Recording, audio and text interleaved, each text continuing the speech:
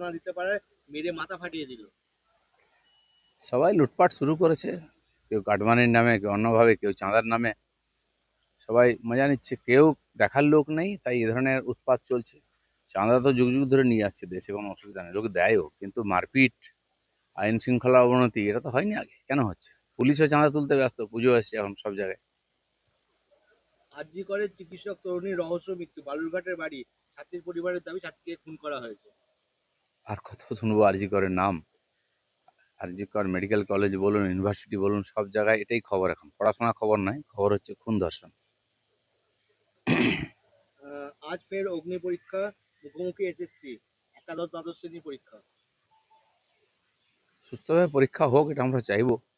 যারা পরীক্ষায় বসছেন তারা যেন ঠিকমতো পরীক্ষা দিতে পারেন।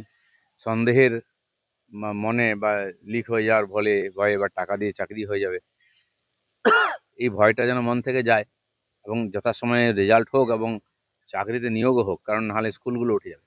এশিয়া কাপের হাই ভোল্টেজ ম্যাচ আছে, ইন্ডিয়া পাকিস্তান। হ্যাঁ, ইন্ডিয়া পাকিস্তানের ম্যাচ হলে দেশে একটা দেশপ্রেমও জাগে, একটা উত্তেজনা তৈরি হয়। আমরাও দেখি ম্যাচ। আর সাধারণত ওয়ার্ল্ড কাপ, এশিয়া কাপে তো ভারত জেতে, সেটা যেন পরম্পরা ঠিক থাকে। ফের বিপত্তি হিমাচল প্রদেশে, বৃষ্টির। এবছরটা বিশেষ করে পাহাড়েতে খুব প্রাকৃতিক দুর্যোগ হচ্ছে। মেঘ ভাঙা বৃষ্টি যেটা বলে, একদম কাশ্মীর থেকে আরম্ভ করে সিকিম অবধি সব জায়গায় হয়েছে। জীবনহানি হয়েছে, সম্পত্তি হানি হয়েছে। আমার মনে হয় এখনও অক্টোবর মাসটাও সম্ভাবনা আছে এই ধরনের বৃষ্টি হওয়ার। সেজন্য ওইসব জায়গাগুলো সতর্ক থাকা, এছাড়া তো কিছু করার নেই। 5টা 30 নাগাদ বিমানবন্দরে এসে পৌঁছাবেন নরেন্দ্র মোদী, আপনি কি যাবেন? না, আমার যাওয়ার কথা নেই। যারা প্রোটোকলে থাকেন, আর যাদেরকে ঠিক করে দেয় নেতারা, তারা যান। এবার মাদক উদ্ধার করতেও কেন্দ্রীয় বাহিনী লাগছে। শহর জুড়ে অভিযানে 10 জন আটক, 34 কিলো গাঁজা উদ্ধার। এটা একটা সমস্যা সারা দেশ জুড়ে, বিশ্ব জুড়ে আছে। আমাদের পশ্চিমবাংলায় এখন এই মাদক সমস্যাটা খুব বেড়েছে।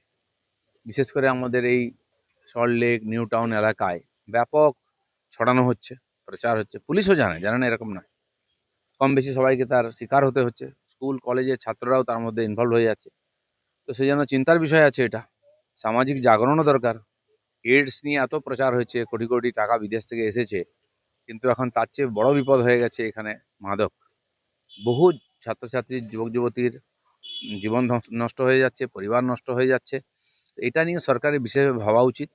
কোথা থেকে আসছে, কে ডিস্ট্রিবিউট করছে? এখন অনলাইনে অর্ডার দিলে মাদক চলে আসে, বিভিন্ন ওষুধের দোকানে বিভিন্ন জায়গায় পাওয়া যাচ্ছে। খুব কড়াভাবে এটা দমন না করলে আগামী দিনে পাঞ্জাবের চেয়েও খারাপ অবস্থা পশ্চিমবাংলার হবে।